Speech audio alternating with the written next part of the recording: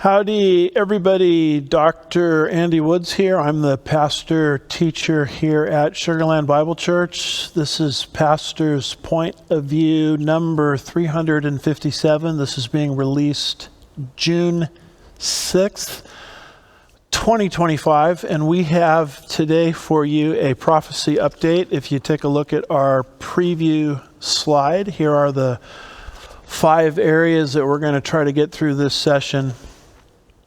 Let's go ahead and start with Mark of the Beast technology. The Bible is pretty clear of the type of technology that has to exist in the last days in order to furnish a basis for or fulfill the famous or infamous Mark of the Beast passage found in Revelation 13, 16 through 18. These verses people know very well, but indulge me as I read them. It says, "He causes all, the small and the great, the rich and the poor, the freemen and the slaves, to be given a mark on their right hand or on their forehead.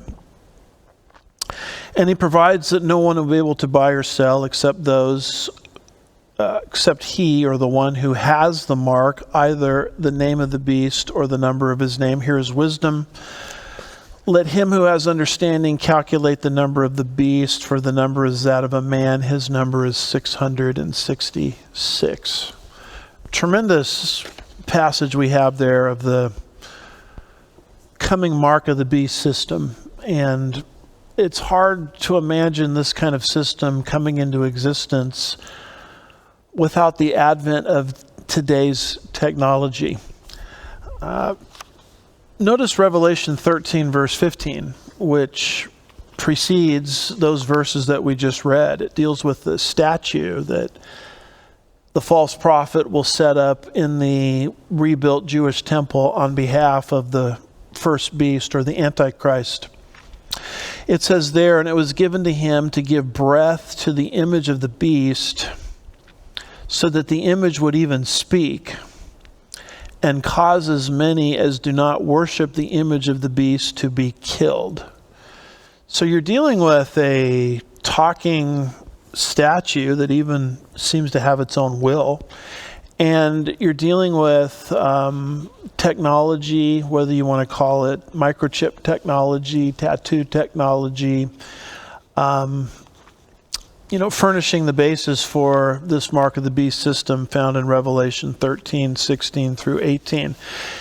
If I was reading those Bible verses 100 years ago, I would sort of scratch my head as to how such prophecies could be fulfilled in the end times. I don't have to scratch my head anymore because technology, to my mind, makes it sort of obvious how these prophecies are going to be fulfilled. So with that being said, notice this particular article here from the Postmillennial.com dated May the 24th, 2025. It says, Anthropic's new AI bot, artificial intelligence bot, can deceive and blackmail humans, and it's deemed a significantly higher risk. I mean, you're dealing with machines that not only do they act as humans, they can actually control humans as this technology advances and progresses. The article says, Anthropic's Claude 4 Opus AI bot can deceive and even bribe people when faced with a shutdown, as it has the ability to conceal intentions and take actions to preserve its own existence, concerns that researchers have expressed for years. The new model has been rated as a level 3 on the company's 4-point scale, indicating that it offers a significantly higher risk. On Thursday, Anthropic unveiled the Claude 4 Opus, which the company said could operate autonomously for hours without losing steam. During internal testing, the Opus 4 was given access to fictitious emails concerning its inventors and told that the system would be replaced. To avoid being replaced, the AI bot attempted to blackmail the engineer multiple times about an affair indicated in the emails, according to reports.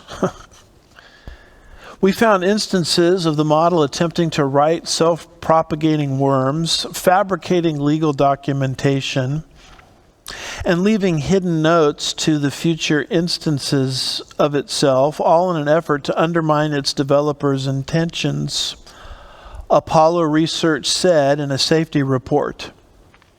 Jan Leike, if I'm pronouncing that right, a former OpenAI executive who heads Anthropic's safety measures, told the paper that the behaviors exhibited by Opus 4 are exactly why substantial safety testing is necessary. What's becoming more and more obvious is that this work is needed.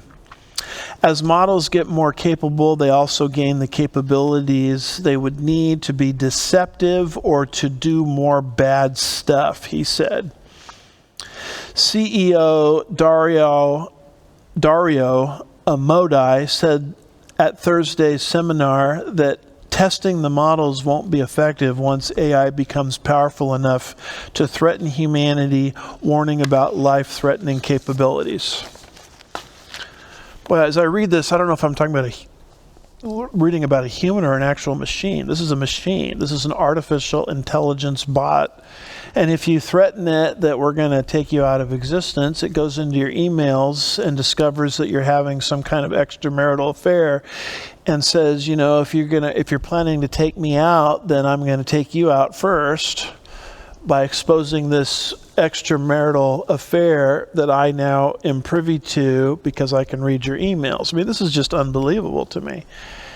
It's machines, acting like humans. I have quoted a number of times on this program the progenitors of artificial intelligence, saying the best thing we could do is shut it down now because this intelligence, artificial intelligence, these machines are going to get out of control, and the day is going to come where we are going to be their servants rather than the other way around. That's the type of technology I'm seeing in Revelation 13, verse 15, a talking statue coercing people. That's the type of technology I'm seeing in the infamous Mark of the Beast passage. And I'm here to tell you that the technology that we have today seems to be setting the stage very aggressively for many Bible prophecies to be fulfilled. And that's why I bring these things to your attention in a prophecy update. Let's switch gears if we could. Let's go to our second category. This has to do with global religion. We know that in the last days there's going to be a global religion. We see that expressed very clearly in the book of Revelation, chapter 17, verse 15. It says this, as John is writing, "He said to me, the waters which you saw where the harlot sits are peoples, multitudes, nations, and tongues." Now, you have waters imagery and harlot imagery. The waters imagery is defined as the great mass of humanity. In fact, 4 nouns are used there: peoples, multitudes, nations, and tongues. And when you study those 4 nouns out in the book of Revelation, when they're used together, for example, in Revelation 5, verse 9, they're used to express the totality, the universality of the global human race that will be on the earth at that time. And the harlot imagery always in Scripture represents false religion. So this is speaking of a one world religion which will dominate the world in the last days. Having said that, let me bring to your awareness some negative things about the Trump administration. If you followed this broadcast for very long, you know that I've been very bullish on the Trump administration, very optimistic about many of the executive orders that he has put into place. But there's a negative side concerning the Trump administration, and it comes from the White House office concerning spiritual things, concerning faith. And I think some of the things coming out of that office are potentially stage setters for this coming global one world religion. Notice this particular article here. This one comes from ifapray.org. This is written by Tanya Koenig, who I believe is the wife of Bill Koenig. And she writes this article entitled "A Sobering Sign in Washington." And notice what this particular article says. It says, May the 16th, 2025, and this is dated May 22nd, 2025, this article. The White House officially announced the appointment of two controversial figures to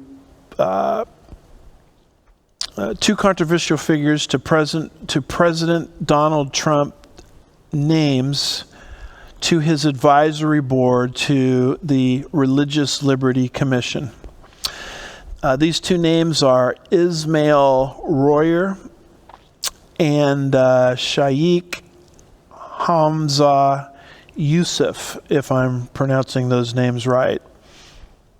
Co-founder of the Zaytuna College. Royer, currently serving as the director of the Islam and Religious Freedom Action Team at the Religious Freedom Institute, has a complex history. In 2003, he pleaded guilty to weapons charges and related to assisting the Pakistan-based militant group Lashkar-e-Taiba, and served over a decade in prison. Apologize for my poor pronunciation, but you can download this article and read these names for yourself, my poor pronunciation notwithstanding. Since his group, Lashkar-e-Taiba, and served let me rephrase that. In 2003, he pled guilty to weapons charges related to assisting the Pakistan-based militant group Lashkar-e-Taiba, and served over a decade in prison. Since his release, Royer has worked with various nonprofit organizations to promote interfaith dialogue and religious freedom. Hamza Yusuf is a prominent American Islamic scholar and co-founder of the Zaytuna College, the first accredited Muslim liberal arts college in the United States. He has been recognized for his efforts in promoting classical Islamic learning and interfaith understanding. Yusuf has also served as an advisor to the Center for Islamic Studies at Berkeley's Graduate Theological Union, and was a member of the State Department's Commission on Unalienable Rights during the first Trump administration. Meanwhile, the coverage by the Times of India reported Royer's past involvement with Lashkar-e-Taiba, otherwise known as LET, training camps in Pakistan, citing his 2003 conviction and later advocacy work as part of the context surrounding his selection. What's happening is, in this faith group that Trump has put together, he's put into it some of the most radical elements in terms of Islam, people with notorious backgrounds that you could ever imagine. I'm not sure why he's doing this. I'm not sure what the vetting process is, but this is the kind of thing that's happening in religious circles in the Trump administration. You throw in the name Paula White as the leader of this group, someone that's very doctrinally unstable, as we talked about in prior broadcasts. And you really have, as much as the Trump administration is doing wonderful things, you really have the rubric in place, the foundation in place for a coming one world religious system. The author of this article says this: we as European leaders once believed that we could influence from within, that our presence would bring light. But instead, many were slowly drawn to compromise. I speak to my fellow pastors in Europe from that generation. They understand. But in America, they are not listening. We are witnessing a convergence, a compromised America elevating controversial voices, even as Israel fights for its very prophetic survival. I have seen this unfold in Europe and the UK, the rise of so-called Ecumenism, which often dilutes the gospel under the guise of unity. It's now one of the strongest ideological pillars influencing the White House. This is not a true spiritual reconciliation. It is a counterfeit unity that weakens the church's prophetic voice. However, we must not forget the values upon which America was founded. Values that defend biblical truth and uphold Judeo-Christian principles that shape the very fabric of our nation. These are the values that honor God, uphold truth, recognize the covenant God made with Israel. The erosion of these foundations places not just America, but the world, the author says. Not just America, but the world at spiritual risk. And as this sort of interfaith advisory board, religious freedom board is coming together in the Trump administration under the auspices of people like Paula White, and now bringing into the mix these Islamic characters and clerics with very infamous and notorious backgrounds, I mean, what you're starting to see is sort of a tapestry that all religions are right. And the author says this, we went down this road in Europe. I saw this whole thing happen in the 1990s. I saw the voice of ecumenism rear or raise its ugly head. I saw the truth of biblical Christianity being diluted as it was sort of mixed in with all of these other discordant voices. And as a result, we lost Christianity in Europe. And the author is saying, given the things that Trump is doing with this faith advisory board, etc., we're going the exact same direction. I'll read this last sentence again to you one more time, just to reiterate why I'm bringing this up in a prophecy update. It says, the erosion of these foundations place not just America, but the world at spiritual risk.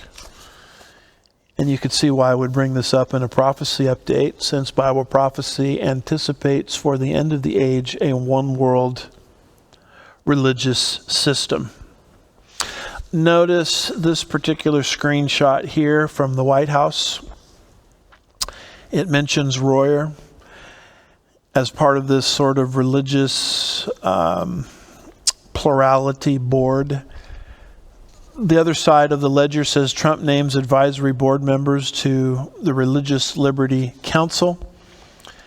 It talks about under the terms of plea agreements, both Royer and Hamdi are required to cooperate fully with the government in the prosecution of other individuals associated with the Virginia Jihad Network. Royer, age 30, pled guilty to a 2-count criminal information, charging him with using and discharging a firearm during and in relation to a crime of violence, and with carrying an explosive during the commission of a felony. Royer faces a total mandatory minimum sentence of 20 years in prison. Is this the kind of person we want on a religious faith advisory board? Al-Hamdi, age 26, pled guilty to 1 count of an indictment charging possession of firearms during and in relation to a crime of violence on one count of criminal information, charging and carrying an explosive during the commission of a felony. Al-Hamdi faces a total mandatory minimum sentence of 15 years in prison. And then it says, quote, our success in the war on terrorism depends on our ability to gain the cooperation of those who have information about the global terrorist network, said then Attorney General John Ashcroft. Today's please accomplish that goal and provide tough sentences for those who would win or those who would join and support our terrorist enemies. I mean, these are the people that are on some kind of Donald Trump faith advisory group or board connected with Paula White. I mean, where's the vetting? Why would you appoint people to these types of positions?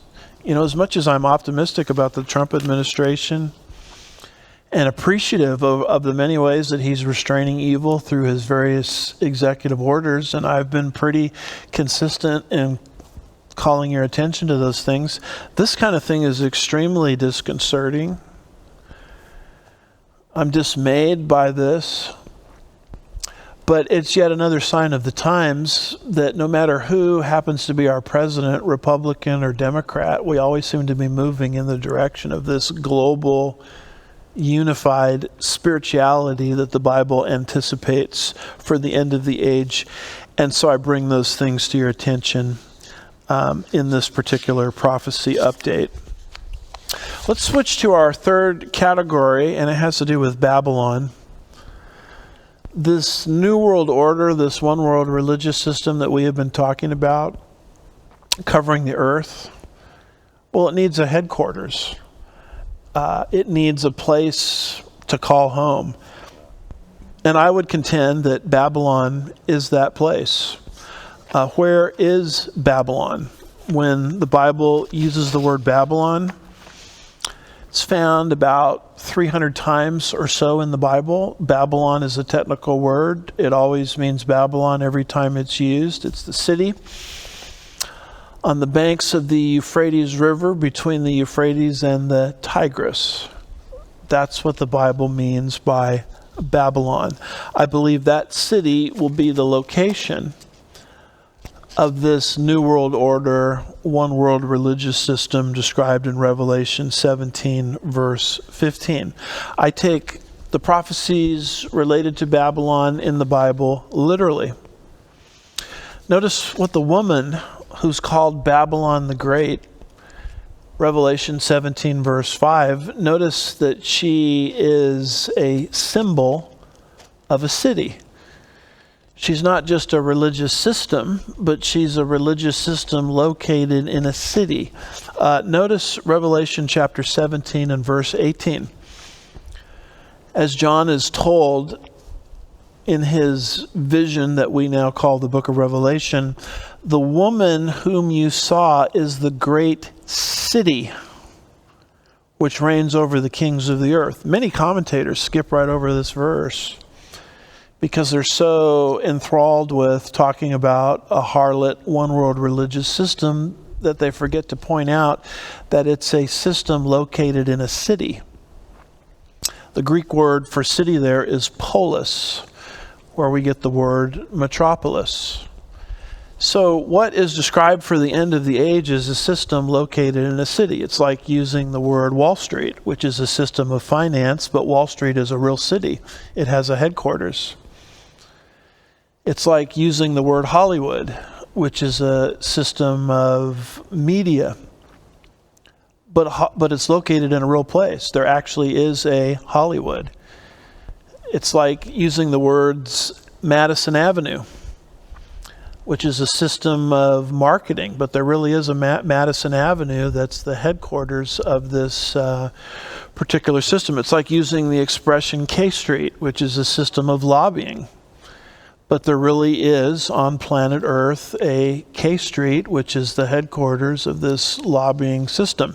Going into Roman Catholicism just for a minute, and I sometimes don't even like to use this analogy because many people think Babylon is Roman Catholicism, but it's bigger than Roman Catholicism. Roman Catholicism is a part of it. But Roman Catholicism is a religious system, and it's located in a city. Its headquarters are in a city, Vatican City, which is the headquarters of the system. This is talking about something different.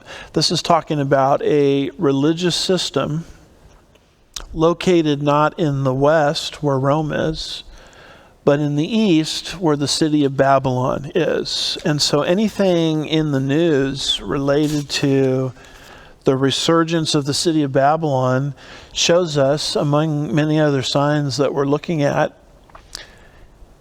that we are rapidly approaching the end of the age. The city of Babylon is destined to be rebuilt. It's destined to enjoy resurgence in the last days, and it's destined to become, biblically speaking, the centerpiece, the headquarters, if you will, of the coming one world religious system and the coming new world order. Just like the Tower of Babel, which, by the way, was built in that same region, Shinar. The Greeks called it Mesopotamia. Shinar is the Hebrew word. Mesopotamia is the Greek word. Meso, between. Potamia, as in Potomac. We have a Potomac in our country, river. Mesopotamia, between the rivers. That's where the Tower of Babel existed. It was a real place. But it was the headquarters of a worldwide, at the time, mother-child religious system. That city and one world religion has to enjoy resurgence in the last days. So there's no reason why we can't take the word Babylon literally for what it means in Revelation 17 and 18. Notice this quote from Bullinger. Bullinger, in his Revelation commentary, says, God, concerning Revelation 17, verse 18, God says it's a city. He does not say a system or a religion, but a city. So he takes these things very literal, as do I. In fact, I have a book out called Babylon, the Bookends of Prophetic History, which lays out the case for literal Babylon, just like the Tower of Babel, enjoying a resurgence in the last days. So is it true that Babylon is on the verge of being rebuilt and promoted, I should say, into prominence? Look no further than what is called the Al-Fa Grand Port map. Notice this. This is a map describing a port, dry canal, an international road leading from the Persian Gulf to Turkey, allowing the great businesses of the world to bypass the Suez Canal. It's going to shave off time in that regard. Allow businesses to transport things in a much cheaper way. And as this port is built, and as I'll show you in a minute, it's being built, you'll notice where it moves through this canal, it moves right through the city or near the city of Babylon, which means wealth and maritime activity. Two things that Revelation chapter 18 talks about are destined to, are going to, I should say, return to the ancient city of Babylon.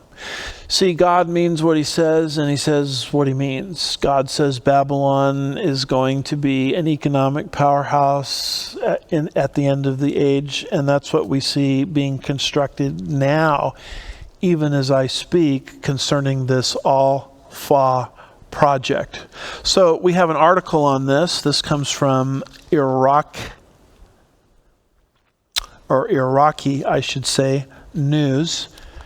That's where ancient Babylon was, in what we would call modern day Iraq. This is a May 22nd, 2025 article, it says Iraq makes great progress in the Al-Fa Grand Ports underwater tunnel.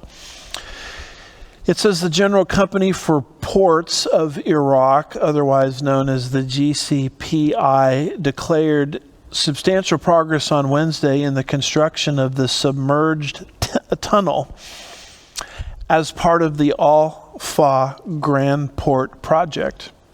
This milestone was highlighted by completing the installation of the third concrete section, which was one of the project's most sensitive engineering stages, demanding extreme accuracy and excellent technical coordination, according to a statement released by the GCPI. The $7 billion logistics project, which connects Basra to Turkey, in other words, Persian Gulf to Turkey, via an overland route, will compete with Egypt's Suez Canal and establish Basra as a gateway to Europe. So this is a massive development. And by the way, they're ahead of schedule. And by the way, the concrete issue that they thought they were going to have trouble with, no trouble whatsoever. It's interesting how history is catching up to the prophecies in the Bible, particularly Revelation 17 and 18, concerning Babylon's economic prominence in the end times. Here's a related article, this one also from the IraqiNews.com, same author. May the 20th, 2025, it says foreign investments in Iraq jumped to 87 billion with a B. The Iraqi Minister of Foreign Affairs, last name Hussein, revealed on Monday that Iraq is currently receiving an estimated 87 billion in foreign investment. During his speech at the Tehran Dialogue Forum organized by the Iranian Ministry of Foreign Affairs, Hussein explained that the increase in foreign investment in Iraqi markets demonstrates the growing international confidence in the Iraqi economy. The Iraqi News Agency reported. Wow. We're moving towards a prominent Babylon.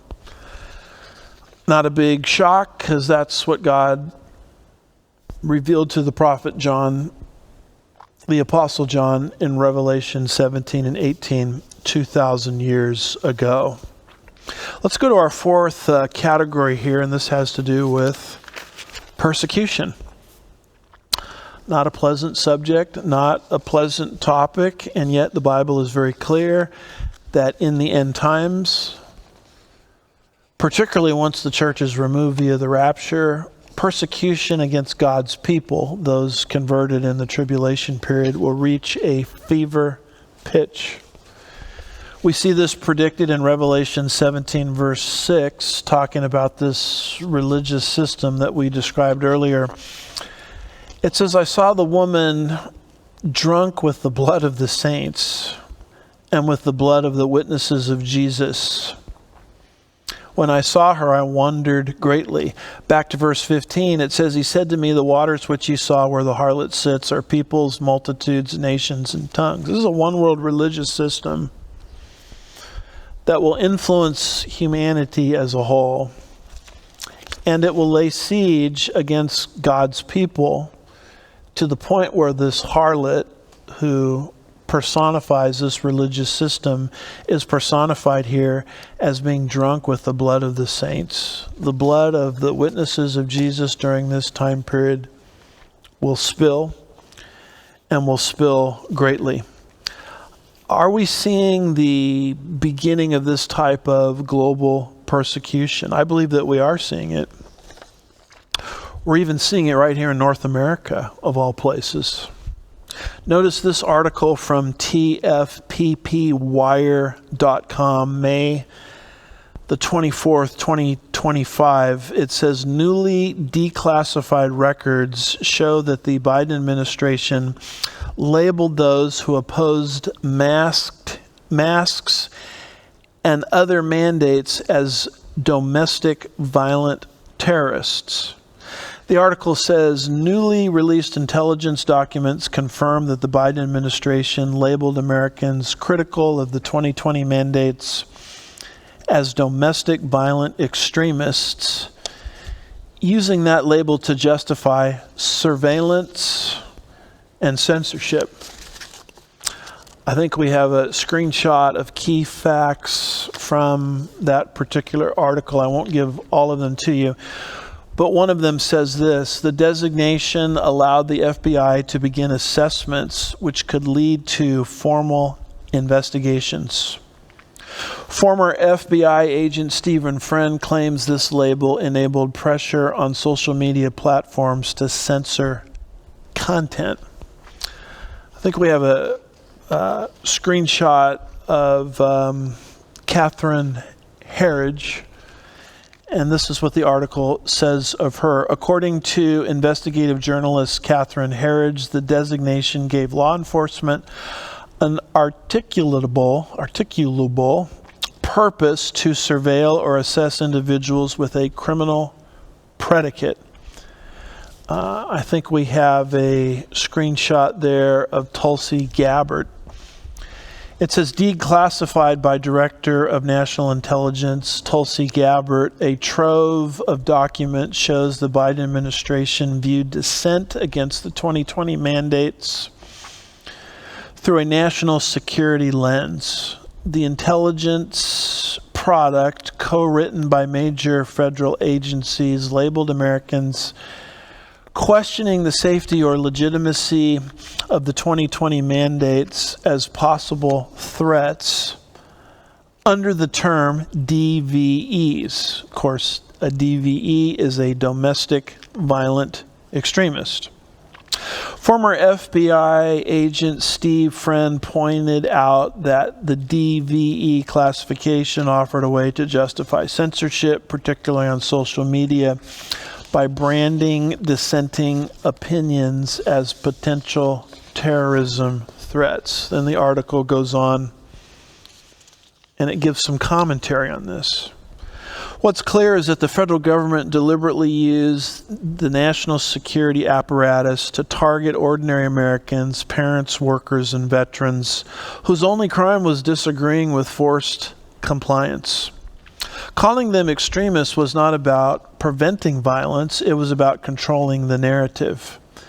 The Biden administration didn't just want compliance, they wanted silence. They used the intelligence committee and the community and the FBI to monitor, intimidate, and censor dissent. We know that individuals in government use the term domestic terrorist as a pretext to spy on Americans and collude with big tech to silence them. This is tyranny under the mask of public health. This goes beyond incompetence. This was a calculated assault on civil liberties. Treason is not too strong a word when unelected bureaucrats weaponize the intelligence community against their own people. Here's the bottom line. According to the article, the Biden administration's policies crossed a dangerous line, turning dissent into a target. Who would have thought the day would come where intelligence agencies would work with social media to ban content online because such content goes against the government narrative? That's the type of thing that was happening in the Biden administration, and that's what the declassification of these documents through these Trump administration heads is now bringing to the surface. Why do they want to call everybody that opposes them, the Biden administration, why do they want to call them domestic violent terrorists, domestic violent extremists? Well, there's a reason for that. once you're categorized as a domestic terrorist, a domestic violent extremist, then you can be tried under the Patriot Act rather than the normal American criminal justice system. The normal American criminal justice system affords criminal defendants with a lot of rights. Right to a speedy trial, protection from cruel and unusual punishment, a right to have your case tried by a jury of your peers beyond, and have the government's case proved against you beyond a reasonable doubt. All of those things disappear when you are moving into the Patriot Act. And those that are tried and sentenced and jailed and punished under the Patriot Act have virtually no rights at all. That's the way the Patriot Act was set up. And so that's why there's this continual push to take people that criticize the Biden administration and call them, domestic violent extremists. That's the legal reasoning why they're pushing that particular nomenclature. And this is, according to these declassified documents, this is one of the things that was happening under the Biden administration. And this is why elections matter. A lot of people sit out elections, or they don't care about elections, or what does it matter if one party is in power versus another? I've heard the analogy used that there's two wings on a bird, a left wing and a right wing, and you need both. Nonsense. You have to think of it in terms of the type of policies and persecutions given administrations will bring to the forefront. These were horrible things that were happening under the Biden regime. A lot of it was corrected by the Trump administration, even though I have said some negative things about the Trump Spiritual Advisory Board a little bit early. Elections matter. Elections have consequences. You should be registered to vote. And you should be prepared to vote for those that are going to afford you, as a Christian, the greatest freedoms that you can possibly enjoy, so as to fulfill the Great Commission, etc. But this is sort of the bubbling forth and the beginning of persecution in North America, and we were on the precipice of it during the Biden years. And if another administration gains power 3.5 years from now, we could be facing the exact same situation. Persecution is coming. Persecution, to some extent, is already happening. Notice this particular article from the Postmillennial.com, May the 24th, 2025. It says the SPLC, that stands for the Southern Poverty Law Center, labels Turning Point USA a hate group and adds it to the 2024 hate map. What is this all about? The article says the Southern Poverty Law Center has listed conservative youth organization Turning Point USA on its controversial hate map, grouping it alongside KKK chapters and other extremist groups. Turning Point USA, TPUSA, founded by conservative activist and pundit Charlie Kirk, has been categorized by the SPLC as an anti-government extremist group in its 2024 Year in Hate and Extremism report, which also includes conservative nonprofit Prager University. In the report, the SPLC described TPUSA as a well-funded, hard-right organization with links to the SPLC identified hate or hard-right extremists and a tremendous amount of influence in conservative politics.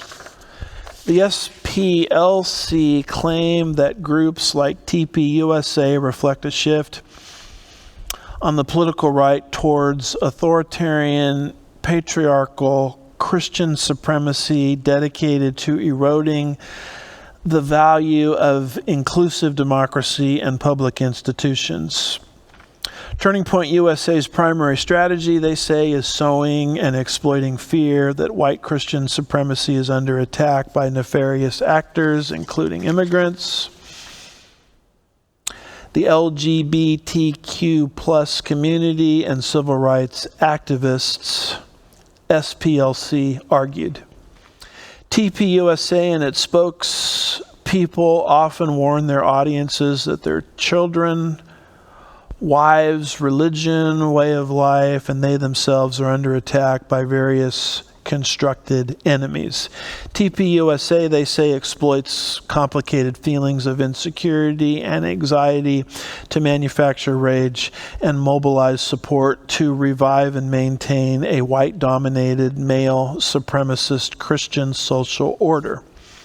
The SPLC went on to accuse TPUSA of positioning Christianity as superior and dominant while orchestrating myths of religious persecution. The group said that TPUSA uses this framing to justify its extreme authoritarian vision for the country that threatens the foundation of our democracy. So here's this very radical group, the Southern Poverty Law Center, taking a guy like Charlie Kirk and saying he's a hater and he's an extremist. I mean, why would they want to take someone like him and Dennis Prager, mainstream conservatives, as far as I can tell, and turn them into haters? Well, it's a tool to discredit them, but it's a tool to eventually persecute them more by turning them into domestic terrorists, which would allow them to be tried under the Patriot Act, where there are minimal rights for criminal defendants. I mean, that's what this whole propaganda war is about. I haven't listened to every single thing that Charlie Kirk has said.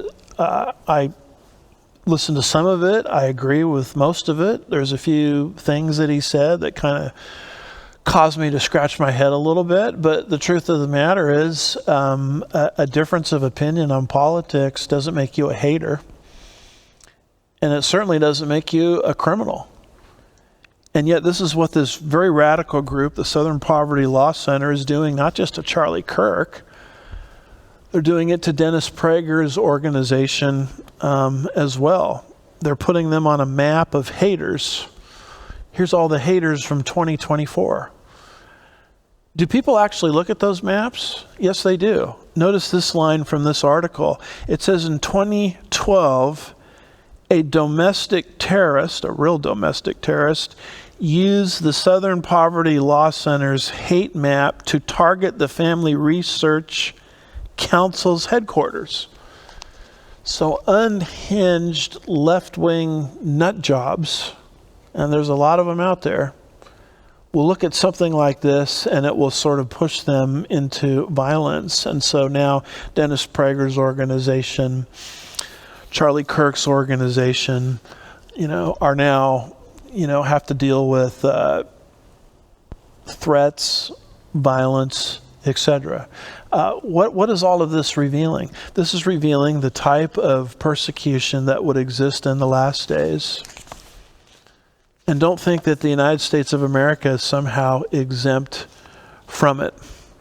Another example of this last day's persecution comes from this article from the Daily Mail.com,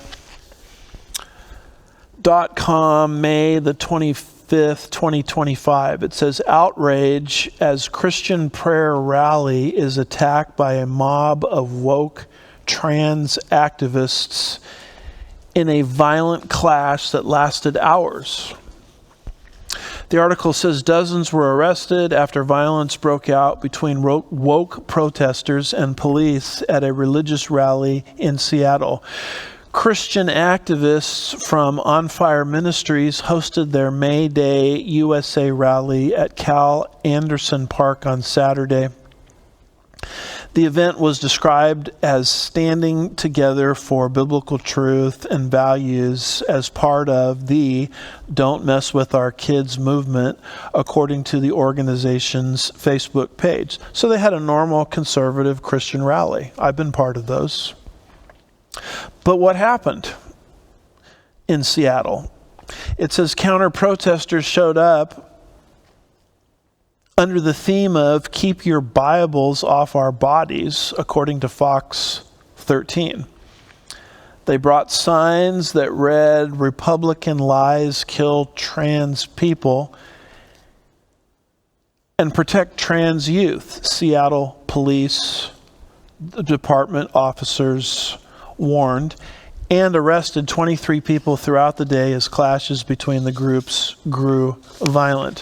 Where's the mayor stopping this attack against a Christian gathering? Well, Mayor Bruce Harrell condemned Mayday USA's rally and claimed the violence only broke out because the anarchists infiltrated the event. Today's far-right rally was held here for this very reason, to provoke reaction by promoting the beliefs that are inherently opposed to our city's values in the heart of Seattle's most prominent LGBTQ+ neighborhood, Harrell said. Anarchists infiltrated the counter-protesters group and inspired violence, prompting the Seattle Police Department to make arrests and ask organizers to shut down the event early, for which they did. This is amazing to me. Here the Christians have this rally, not harming anyone. And here comes this other group that is violently disrupting it. And what do the authorities say? Well, it's the fault of the Christian group, because the Christian group was espousing values that go against the Seattle value system, so they really had it coming. And this counter group really didn't cause a lot of trouble because that group was infiltrated by anarchists. I mean, that is just an astounding thing, turning away at very, very clear persecution that was happening in Seattle as one group attacked another group for simply exercising their rights under the First Amendment of the United States Constitution. Folake Kellogg, age 58, a spokesperson for the Mayday USA event, that's the Christian group, told the Seattle Times that their group was not trying to provoke anyone. "We're not the ones throwing things. We're here to love Jesus," Kellogg said. According to Kellogg, Cal Anderson Park was not their first choice for a venue, and they wanted to hold the event at Victor Steinbrueck Park by Pike Place Market, but the city said no. Hey, it's your fault for having an event that goes against the values of Seattle. Well, we really didn't want to hold the event in Seattle. We wanted to hold it somewhere else, and the city said no. So we were forced by way of venue and location to hold the event in Seattle, and we were, in an unprovoked way, attacked by another group. And now the city authorities are saying it's our fault because we're holding an event that goes against the LGBTQ+ values of Seattle. I can't think of a situation where Christians in the United States of America are treated in a more one-sided way than this. It's disturbing to talk about, it's disturbing to think about, yet it's not surprising, because there would be one world persecution against God's people in the last days, as we see these things manifesting themselves. It's just another indicator of the messianic and prophetic time period that we're living in and the rapid approaching of the 7-year tribulation period. Let's go to one final category in this session, and it has to do with societal sins. Notice Revelation 9, verses 20 and 21, which lists the 7 major signs in society, 7 major sins, I should say, in society during the Great Tribulation period itself. It says, "The rest of mankind who were not killed by these plagues did not repent of the works of their hands, so as not to worship demons and the idols of gold and silver and of brass and of stone and of wood, which can neither see nor hear nor walk, and they did not repent of their murders, nor of their sorceries, nor of their immorality, nor of their thefts. Now, as you can see from this list, the sins of society, there are 7 major sins that will characterize society in the end times during the tribulation period itself. These are things humanity won't repent from, which becomes one of the reasons why God is bringing his wrath in the end times. Number 1, from Revelation 9:20 and 21, demon worship. Number 2, idolatry. Number 3, murder. Number 4, sorcery. Number 5, immorality. Number 6, thefts. Number 7, spiritual indifference. I mean, if we're moving towards the end times, which I believe we are, these things will become dominant in our society and dominant in our world. Notice once again that we have murder underlined.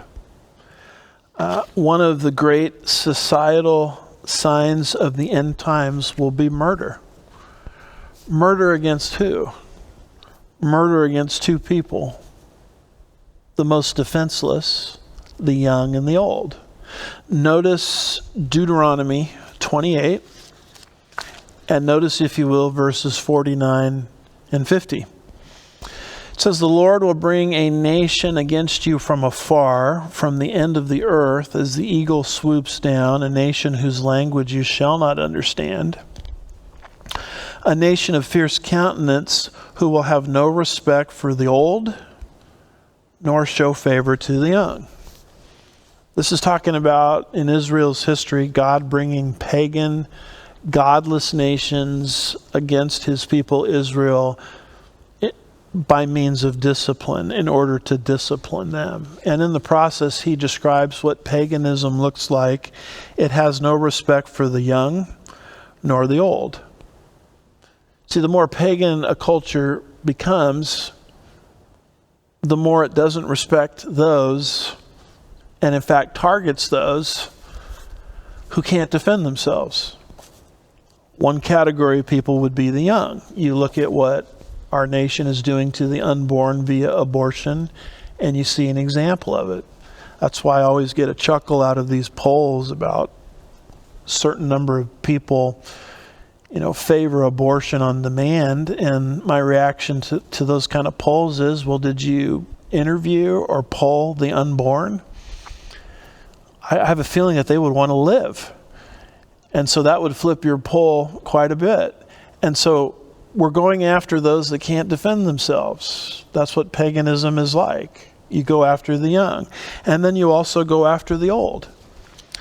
You give the elderly an impression that they're a burden, that they're unwanted, and they need to take an early exit via something called assisted suicide or euthanasia. That is murder of the infirm, just like abortion is.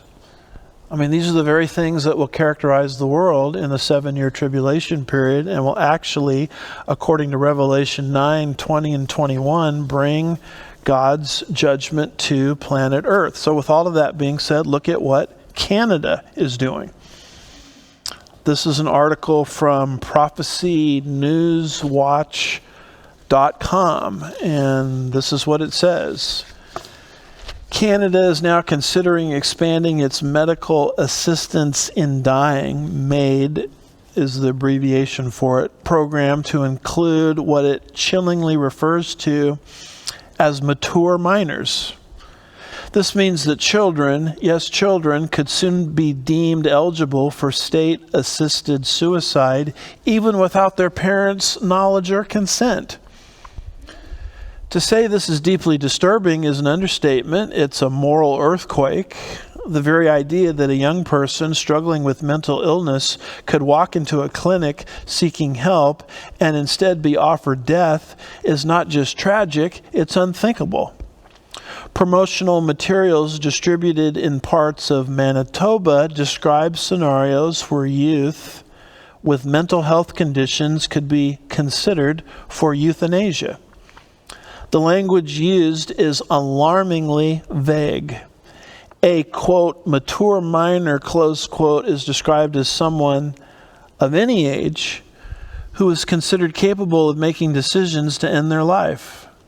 If this recommendation is adopted, the minimum age for assisted suicide would essentially disappear.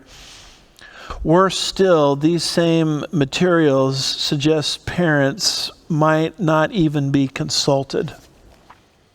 A child can make a permanent, irreversible decision in the darkest moment of their young life, and their parents might not ever have a chance to intervene. Canada is already scheduled to expand MAID access, M-A-I-D, access to those suffering solely from mental illness in 2027. Will the elderly be next? The chronologically ill, the disabled? What about those who simply feel like a burden? This article says, quote, what begins as compassion for the suffering quickly becomes pressure on the unwanted, the inconvenient, and the voiceless. Gee, Grandma, gee, Grandpa, we're having to, as a family, fork out a lot of money to keep you alive. Maybe you could kind of alleviate the burden on the family financially by taking an early exit. Why don't you avail yourself to this Canadian program involving euthanasia, assisted suicide, etc. That's the door that gets opened once you go down this direction. All of this stuff is explained as compassion for the suffering, but there are other doorways that quickly open up, pressuring the infirm and the elderly to take an early exit. Folks, that is as much murder as is the destruction of an unwanted child in the womb of its mother. That is what pagans do. A pagan country will come against you. It'll show no respect for the young or the old. And this becomes a societal sign as we embrace these godless, diabolical principles that we're moving very fast into the 70th week of Daniel, or the 7-year tribulation period. I have a brief video I want to play for you along these lines. Let me kind of explain it before we play it. It says, Peter and Christine Scott, an elderly British couple from Suffolk, if I'm pronouncing that right, have made the unprecedented decision to end their lives together using something called the sarcopod. So let's run that and see what this is all about.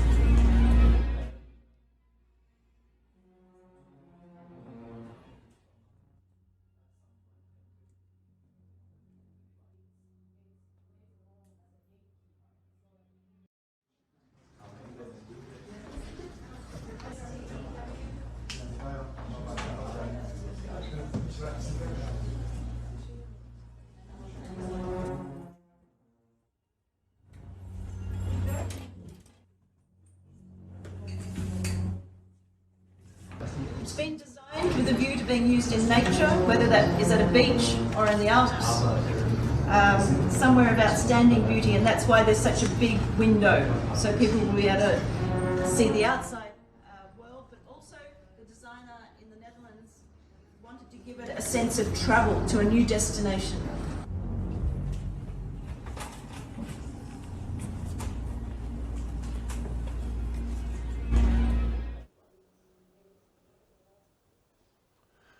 So, something designed in the Netherlands, it's designed like a spaceship to give you sort of a sense of travel. And what it is, it's a euthanasia machine. This is where your life is going to be ended. There's some verbiage here I'd like to read to you. This is in Switzerland. Peter and Christine Scott, an elderly couple from the UK, are set to become the first British citizens to end their lives together using the sarcopod, a 3D printed euthanasia capsule in Switzerland. Their decision, which has drawn both sympathy and debate, comes after 46 years of marriage and Christine's recent diagnosis with early stage vascular dementia. Peter, age 86, a retired RAF engineer, and Christine, age 80, a former nurse, chose this path to avoid what they describe as prolonged suffering and financial strain from future care. Quoting them, they say, "We felt we wanted to go together. Christine did not want to live in a world of confusion, and I don't want to live in a world without her," Peter said in a heartfelt interview. The sarcopod, dubbed the Tesla of euthanasia, was created by an Australian activist. Dr. Philip Nitschke is the creator of this. It also allows users to initiate their death by pressing a button, releasing nitrogen gas that leads to a painless, peaceful death through oxygen deprivation. The process will be filmed to provide evidence to a coroner, making this not only a personal milestone, but a historic legal precedent.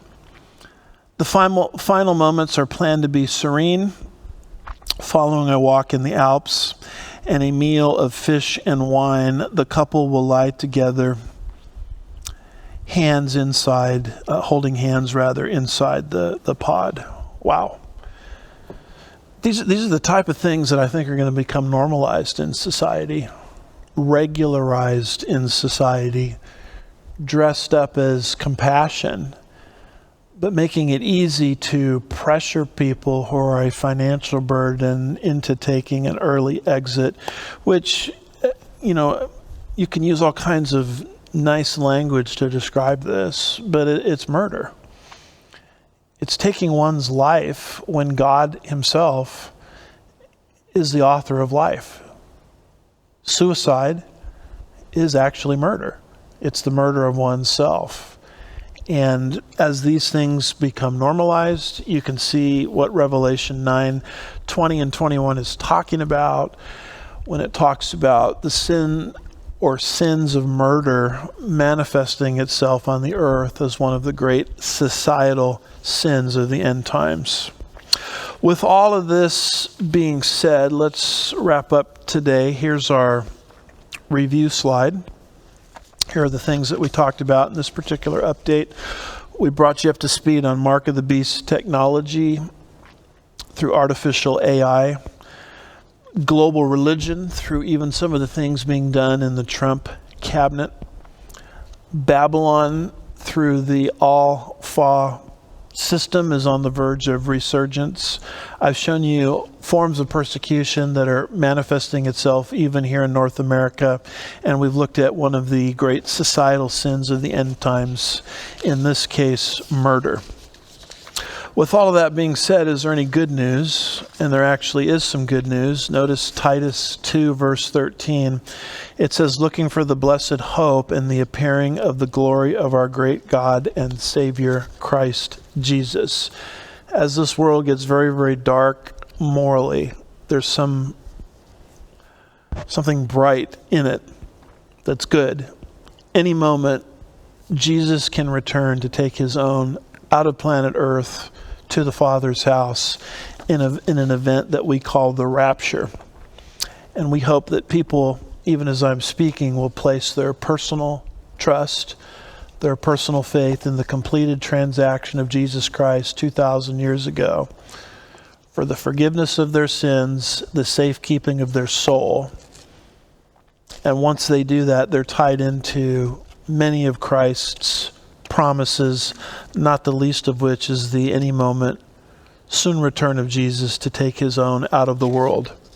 A few infomercials. Go to the App Store and download the Andy Woods Ministries app, where you can get all of our content free of charge. Go to wherever it is you get your podcasts and type in Andy Woods Ministries into the search engine and enjoy Pastor's Point of View in podcast format. Go to our website, andywoodsministries.org, to get all of our content.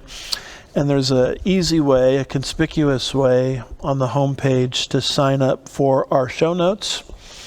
So every time we post a Pastor's Point of View show, typically on Friday, these links and notes that I read from will show up in your inbox, all free of charge. If you're considering seminary training, check out the school that I am the president of, Chafer Theological Seminary. Go to chafer.edu to learn more. And look at this. Our journal is out, and watch this very carefully. It's called Pneumaticos. The latest issue, the spring issue, is now out and hot off the press. And this journal is dedicated to academically defending concepts and ideas that are near and dear to our hearts as free grace advocates and dispensationalists. And there's some great articles in here. Morgan Arnold does an article against Greg Bonson and his post-millennialism. My colleague Jeremy Thomas has a great article here on the kingdom parables of Matthew 13, how to interpret those. There's some great book reviews and brief notes also in this particular edition. And there's been a lot of controversy concerning the apostasia in 2 Thessalonians 2, verse 3a. What is that? I try to argue that that's a synonym for the rapture, and I try to lay out an academic defense for that in this particular edition. Not only do I lay it out, I try to interact with the critics of that physical departure view. You can find this on Amazon if you want a hard copy. You can go to the Chafer Theological Seminary Facebook page or the Chafer Theological Seminary website, chafer.edu, to access this journal in PDF form electronically, all completely free of charge should you desire that. We have coming up the 5th Annual Sugarland Bible Church Prophecy Conference. Go to profcon.com to learn about our conference coming up February 20th and 21st of 2026. So as to accommodate a larger crowd, we decided to do the conference this upcoming time, at the nearby Sugarland Marriott, a terrific hotel. And so if you go to that website, or there's a QR code, you can find out all the details of that conference. We encourage you to register as soon as possible. The title of this conference is Last Days Discernment, and boy, do we need that. Featured speakers will include Olivier Melnick as he deals with anti-Semitism, Russ Miller dealing with the creation issue, Alex Newman dealing with the New World Order issue, Dr. Paul Wilkinson dealing with the replacement theology issue, Patrick Wood dealing with the sort of beast system that we see now coming into place, and then I'll be one of the prophetic speakers as well. A little different this time around. We're doing an all-day Friday conference and an all-day Saturday conference. Friday night will be our banquet at the same location, the Sugarland Marriott. And why not just go ahead and stick around for Sunday the 22nd, as these conference speakers will be presenting during our normal times here at Sugarland Bible Church. We're really excited about this conference, excited to see what the Lord is doing through this conference. This will be our 5th annual conference, and we want you to come. and we want you to be a part of it. I have a book out called The Bible and Your Vote, teaching Christians how to vote biblically. None other than mayoral candidate William Ferguson here in Sugar Land took a liking to the book, as you can see from this screenshot from his Facebook page. Since this is being released June 6th, June 7th, Saturday, is when we are going to be doing our voting for our local election here in the city of Sugar Land. So if you live in the city of Sugar Land, we invite you to participate in that very important local election. Coming up, and this is going to be September 19th through 20th, 2025, in nearby Rockwall, Texas, which is about 4 hours from the Houston, Sugar Land area where I'm recording this show, is going to be a great prophecy conference put together by Tom Hughes and his ministry entitled Hope for Our Times. Speakers include Tom Hughes, Olivier Melnick, Pete Garcia, Eric Stakelbeck, if I'm pronouncing that right. I'm excited about that. I've watched many of his shows on Christian television. He's a Middle East expert. Looking forward to hearing what he has to say.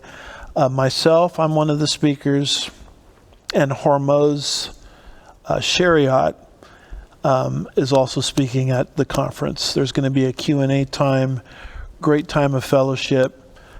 Live streaming options for that particular conference are available, so don't miss the Tom Hughes Hope for Our Times, Rockwall, Texas Prophecy Conference. And one other thing before we conclude, my wife and myself are leading a Bible Lands tour.